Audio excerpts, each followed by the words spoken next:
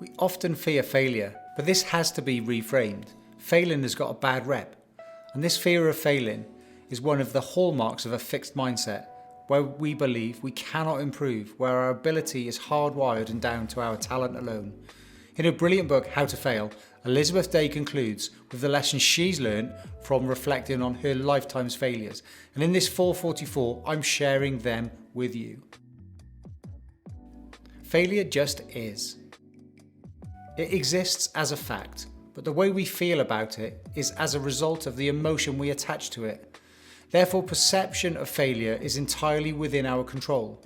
One of my fellow Cirencester Colts rugby coaches has a great saying when we don't play to our potential. We own it and we go again. I also have a similar saying. The only difference between winners and losers is that winners do their learning on the pitch, losers have to do it on the training pitch. Both winners and losers have to learn. You are not your worst thoughts. The secret to contentment is in your acknowledgement that the brain is an organ that you have the ability to control. Your thoughts are a product of your brain in the same way as your circulating blood is a product of your beating heart. You are not your thoughts in the same way as you are not your blood. Almost everyone feels they've failed at their 20s. This is all part of the journey, and surviving to tell the tale is the point, and that's learning. Failure is a process of data acquisition. Reflect, treat it like science, trial and improvement. Success is achieved incrementally. Rule out what doesn't work. Failure is not something to be feared, it's something to be actively pursued. Being open about your vulnerabilities is the ultimate act of strength. When people are honest about their own struggles, we respond. The expression of vulnerability is the ultimate show of strength, and hiding your vulnerability is ultimately a show of weakness. Being brave enough to share your wounds is an act of compassion that makes others feel less alone.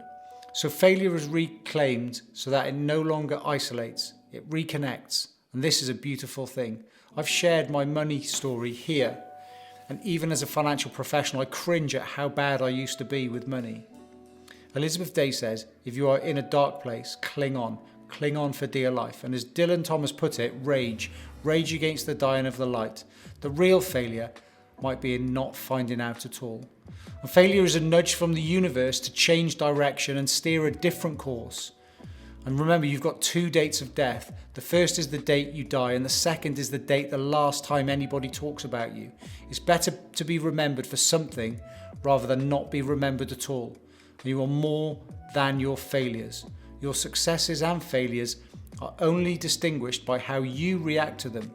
And it's only a failure if you give up.